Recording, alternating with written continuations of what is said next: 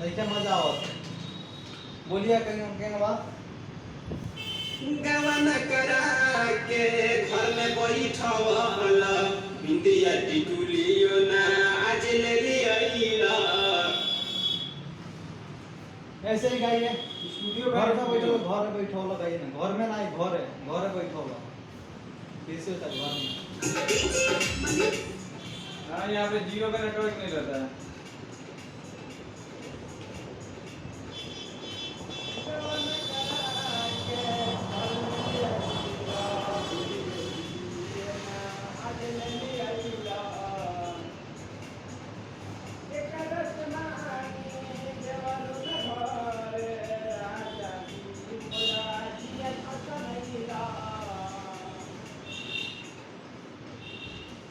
क्या हो गया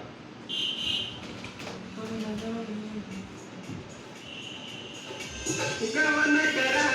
के घर में ले आइला बिंदिया टिकुलियो ना आज ले लिया के करस नाई देवर में घर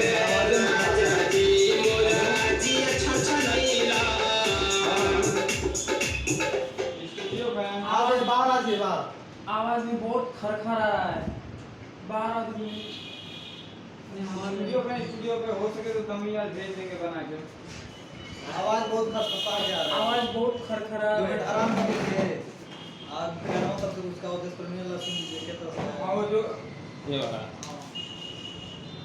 आवाज ज्यादा खरखरा हाँ है बोलो ओ जो खरखरा आ गया देख रहे हैं कैसे और मुखड़ा तो बढ़िया आ गया अंदर वो देखिए गवन करा